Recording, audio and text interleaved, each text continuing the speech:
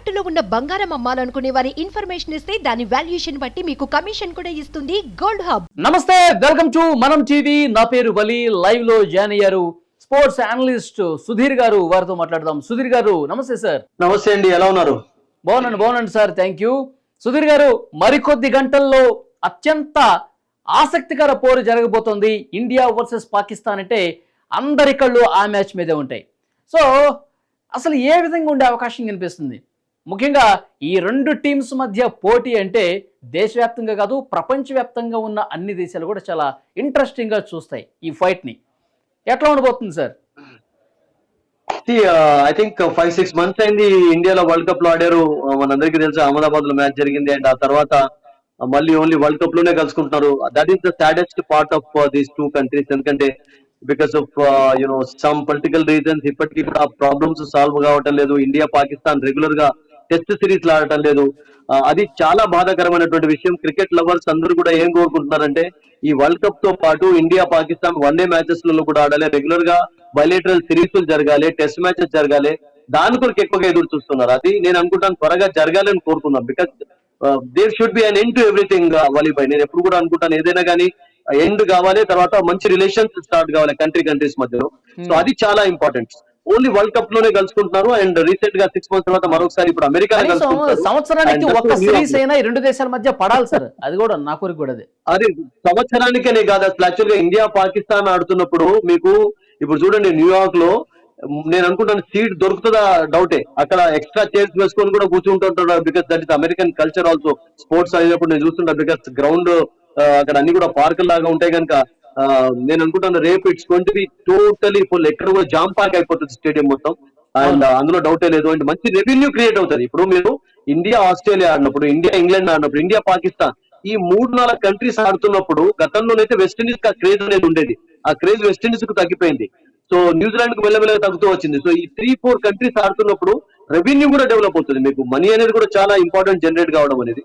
So నేను అనుకుంటాను పైసా వసూలు రేపు క్రౌడ్ కొరకు, అందులో డౌటే లేదు. సో మీరు అన్నట్టుగా absolutely every year every 6 months లో ఒక్కొక్క సిరీస్, ఒక T20 సిరీస్ అయినా, ఒక వన్డే సిరీస్ అయినా, న్యూట్రల్ వెల్లీస్ లో అయినా పర్వాలేదు, వీళ్ళిద్దరు ఆడుతున్నప్పుడు ఒక డిఫరెంట్ ఇంట్రెస్ట్ క్రియేట్ అవుతుంది కనుక దట్ షుడ్ హ్యాపెన్. అండ్ రేపటి మ్యాచ్ ఈ రోజు మ్యాచ్ మీరు అన్నట్టుగా కొన్ని గంటలు అన్నారు కనుక, ఎందుకంటే because American time India time కొంచెం తేడా ఉంటుంది, 12 hours డిఫరెన్స్ ఉంటుంది కనుక I think just waiting for the pitch మీద ఆడబోతున్నారు. పిచ్ కండిషన్స్ ఏ విధంగా ఉంటాయి? టాస్ గెలిస్తే ఎవరైతే తీసుకోవాలి? చాలా ఇంట్రెస్టింగ్ క్వశ్చన్ అడిగారు వాళ్ళు. ఇప్పటి వరకు మనం న్యూయార్క్ మ్యాచెస్ చూసినట్లయితే ఐ థింక్ లో స్కోరింగ్ మ్యాచెస్ ఎక్కువగా కనబడ్డాయి. సౌత్ ఆఫ్రికా ఫస్ట్ మ్యాచ్ మనం డిస్కస్ చేసాం, 77 కు శ్రీలంకను అవుట్ చేసింది. ఆ తర్వాత ఇండియా వర్సెస్ ఒక మ్యాచ్ కూడా ఇక్కడ జరిగింది, మనం చూసాం. ఐర్లాండ్ మ్యాచ్ జరిగిపోయింది. అండ్ ఇండియా బంగ్లాదేశ్ ప్రాక్టీస్ ఆడుతున్నప్పుడు కూడా పెద్ద గొప్పగా కనిపించింది. తర్వాత సౌత్ ఆఫ్రికా నెదర్లాండ్స్ ఆడడం చూసాం. సో బౌలర్స్ యొక్క డామినేషన్ ఎక్కువగా కనబడింది. సో ఈ రోజు ఎటువంటి వికెట్ యూజ్ చేస్తున్నారో తెలియదు. ICC was not happy with లో స్కోర్స్. ఎందుకంటే మీకు మనీ జనరేట్ కావాలి అంటే క్రికెట్ T20 చూడడానికి ఎవరు వస్తారంటే రన్స్ చూసేటానికే వస్తారు జనరల్ గా. 70 కాల్అవుట్ కావడం, 20 కాల్అవుట్ కావడం ఎవరు ఇష్టపడరు. That is actually the modern cricket lovers ఇష్టపడేది అదే. వాళ్ళకి సిక్సెస్, బౌండరీస్ కావాలి, ఎంటర్టైన్మెంట్ కావాలి. సో డెఫినెట్లీ నేను అనుకుంటాను అంత పెద్ద ఎంటర్టైన్మెంట్ ఉంటుందా? బికాస్ న్యూయార్క్ వికెట్ పైన, న్యూయార్క్ కండిషన్స్ లో, ఎందుకంటే ఇండియా వర్సెస్ పాకిస్తాన్ అంటే ఎక్కడలేని శక్తి వచ్చేస్తుంది. పిచ్ ఎంత గ్రౌండ్ ఎంత పెద్దదైనా సరే ఈజీగా 4లు 6లు కొట్టేస్తాము. ఒక కసితో ఆడుతూ ఉంటారని చెప్తూ ఉంటారు. నిజంగా అది సాధ్యమవుతుంది అంటే సిక్స్లు బౌండరీస్ కాకుండా కానీ, ఎందుకంటే గ్రౌండ్ కండిషన్స్ కూడా కొంచెం స్లగ్గిష్ గా ఉన్నాయి. ఎందుకంటే చాలా థిక్ గ్రాస్ ఉంది, బౌండరీస్ ఈజీగా వెళ్ళటం లేదు, మనం చూసాం. చాలా కష్టపడుతున్నారు. బట్ సిక్సెస్ కూడా చూసాం. సిక్సెస్ కూడా ఇక్కడ సాధించలేదని కాదు, బిగ్ హిట్టింగ్ ప్లేయర్స్ ఉన్నారు కనుక 2 teams లో ఐ థింక్ ఆ ఎక్సైట్మెంట్ అనేది ఉంటుంది. బట్ ఫస్ట్ మ్యాచ్ యుఎస్ఏ తో ఓడిపోయిన తర్వాత ఫస్ట్ మ్యాచ్ లో డెఫినెట్లీ ప్రెషర్ అనేది పాకిస్తాన్ పైన. పాకిస్తాన్ కి ఏమైపోయిందంటే డూ ఆర్ డై సిచ్యువేషన్ అయిపోయింది. ఫర్ ఎగ్జాంపుల్ ఇండియా తోటి ఓడిపోయినట్లయితే ఆల్మోస్ట్ కర్టన్స్ లాగా. ఎందుకంటే యుఎస్ఏ కి ఒకటి ఐర్లాండ్ తోటి మ్యాచ్ ఉంది, అండ్ పాకిస్తాన్ కు ఇండియాది ఇప్పుడు టఫెస్ట్ మ్యాచ్. ఆ తర్వాత వాళ్ళకు ఐర్లాండ్ మ్యాచ్ కూడా టఫ్ గానే ఉంటుంది. సో నేనేమనుకుంటానంటే కెనడా కూడా టఫ్ కావచ్చు వాళ్ళకు. Canada also is playing well. Canada defeated Ireland. So Pakistan కు దాదాపు విక్టరీ అనేది మ్యాండేటరీగా మారిపోయింది. So I think they should go all out today because they got a fantastic bowling attack. Okay, ఇంకొకటి సార్, ఇప్పుడు పాకిస్తాన్ తో మ్యాచ్ అంటే విరాట్ కోహ్లీ పోనుకు వచ్చినట్టు ఆడేస్తాడు, చాలా సీరియస్ గా తీసుకుంటాడు. సెంచరీ కొట్టందే వదిలిపెట్టాడు విరాట్ కోహ్లీ. మరి ఈ మ్యాచ్ సందర్భంగా కోహ్లీ పర్ఫార్మెన్స్ ఎలా ఉండే అవకాశం ఉండొచ్చు? ఇట్స్ లైక్ అఫ్ కోర్స్ మీరు అన్నట్టుగా గవాస్కర్ అయితే 13 సెంచరీస్ వెస్ట్ ఇండీస్ తో కొట్టాడు, మిగతా టీమ్స్ తోటి కూడా కొట్టాడు. బట్ కొంతమందికి కొన్ని టీమ్స్ తోటి ఆడుతున్నప్పుడు అద్భుతంగా ఆడుతుంటారు. Like Tendulkar versus Australia, Laxman versus Australia ఎప్పుడు కూడా చాలా ఇంట్రెస్టింగ్ బ్యాటిల్ మనం చూసేది. ద్రావిడ్ ఇంగ్లాండ్ లో చాలా సక్సెస్ సాధించారు. సో మీరు అన్నట్టుగా విరాట్ కోహ్లీ పాకిస్తాన్ తోటి ఆడుతున్నప్పుడు ప్రతిసారి కూడా అతనికి సక్సెస్ ఉంది. అతడు ఫెయిల్ అయినటువంటి ఎగ్జాంపుల్స్ ఒకటో రెండో జస్ట్ చూసాం. ఒకసారి సాయిన్ అఫ్రిది త్వరగా అవుట్ చేయడం, బట్ ఇట్స్ రియర్లీ హ్యాపెండ్ మీరు అన్నట్టుగా. So that battle definitely will be there. But Virat Kohli కంటే రోహిత్ శర్మ ఫామ్ కూడా చాలా ఇంపార్టెంట్. ఎందుకంటే ఫస్ట్ సూపర్ ఎయిట్ వెళ్ళిన తర్వాత సెమీఫైనల్స్ వరకు ఇండియా వెళ్ళాలి అంటే రోహిత్ శర్మ టాప్ ఆర్డర్. ఎందుకంటే Rishabh Pant is playing well. Rishabh Pant last match లో కూడా చూసాం అగైన్స్ ఐర్లాండ్, టాప్ ఆర్డర్ లో ఆడాడు అండ్ ఈ played well. Actually Indian batting line strong గానే ఉంది, కానీ ఇక్కడ బౌలింగ్ లో ఎటువంటి మార్పులు చేస్తారని చూడాలి. ఎందుకంటే New York wicket it has help medium pacers bowling. So ఆ విషయంలో నేను అనుకుంటాను కపుల్ ఆఫ్ చేంజెస్ అయితే ఉండవచ్చు ఇండియన్ టీమ్ లో. సో ఇప్పుడు మన మిడిల్ ఆర్డర్ సార్ చాలా పటిష్టంగా ఉందంటారా? India's middle order is good. Suryakumar of course కొంచెం ఐపీఎల్ లో అటు ఇటు ఆడే కానీ, but is a good player. అంటే ఇంటర్నేషనల్ మ్యాచెస్ లో డెఫినెట్లీ చక్కగానే ఆడుతుంటాడు. హార్దిక్ పాండ్యా వరకు ఇండియన్ బ్యాటింగ్ ఆర్డర్ చక్కగానే ఉంది. డూబే ఆల్రౌండర్స్ ఉన్నారు, జడేజా, అక్షర్ పటేల్. బట్ ఏమైనా ఒక మార్పు కపుల్ ఆఫ్ ఒక మార్పు ఏదైనా బౌలింగ్ లో మీడియం పేస్ లో తీసుకొస్తారో చూడాలి. బట్ బ్యాటింగ్ లో ఏం ప్రాబ్లం లేదు. బ్యాటింగ్ లో అందరూ కూడా స్ట్రాంగ్ ప్లేయర్స్ ఉన్నారు. బట్ ఓన్లీ రోహిత్ యొక్క వండర్ఫుల్ ఫామ్. ఎందుకంటే రోహిత్ కు మొన్న కూడా చూసాం న్యూయార్క్ లో కొంచెం చిన్న దెబ్బ కూడా తగిలింది. ఈ స్ట్రగుల్ ఆల్సో, ఎందుకంటే బాల్ ఎక్కువగా బౌన్స్ కావడం, అన్ఈవెన్ బౌన్స్ కూడా చూసాం. It was not easy to bat also. So అతడు అంటే రన్స్ స్కోర్ చేశా కానీ రియల్ రోహిత్ శర్మ ఫామ్ అనేది చాలా important. Kohli failed in the first match, that's different story. But against Pakistan it's going to be different bat. So ఇంతకుముందు మీరు అన్నట్టు పాకిస్తాన్ బౌలింగ్ అనేది చాలా బాగా ఉంటుంది, ఫాస్ట్ బౌలర్స్ బాగున్నారు, పాకిస్తాన్ స్ట్రెంగ్త్ బౌలింగే. సో వాళ్ళ బౌలింగ్ని తట్టుకొని నిలబడటంలో మనం ఎంతవరకు సక్సెస్ సాధించవచ్చు? ముఖ్యంగా వాళ్ళ బౌలర్స్ విషయానికి వస్తే ఎవరు మనకి టఫ్ ఎక్కువ ఉండొచ్చు అంటారు? I think Amir and Afridi, because వీళ్ళిద్దరు కూడా left arm pacemen. And left arm pacemen ఆడుతున్నప్పుడు రోహిత్ కు విరాట్ కు కూడా యాంగిల్ డెలివరీస్ ఫేస్ చేయడంలో కొంచెం ప్రాబ్లమ్స్ ఉన్నాయి. సో నేను అనుకుంటాను వాళ్ళిద్దరిని కొంచెం జాగ్రత్తగా ఆడాలి స్టార్టింగ్ లో పవర్ ప్లే లో. ఒకవేళ పవర్ ప్లే లో 1-2 వికెట్స్ పడిపోయినట్లయితే చాలా ప్రెషర్ లోకి వస్తారు. Amir is really bowling well. అతడు ఇంటర్నేషనల్ క్రికెట్ నుండి రిటైర్ అయినా కానీ బట్ T20 మ్యాచెస్ అయితే ఆడుతున్నాడు. అంటే ఇంటర్నేషనల్ ఓన్లీ T20 మాత్రమే ఆడుతున్నాడు. టెస్ట్ మ్యాచెస్ నుంచి ఎప్పుడు రిటైర్ అయిపోయినాడు. And is concentrating more on shorter format.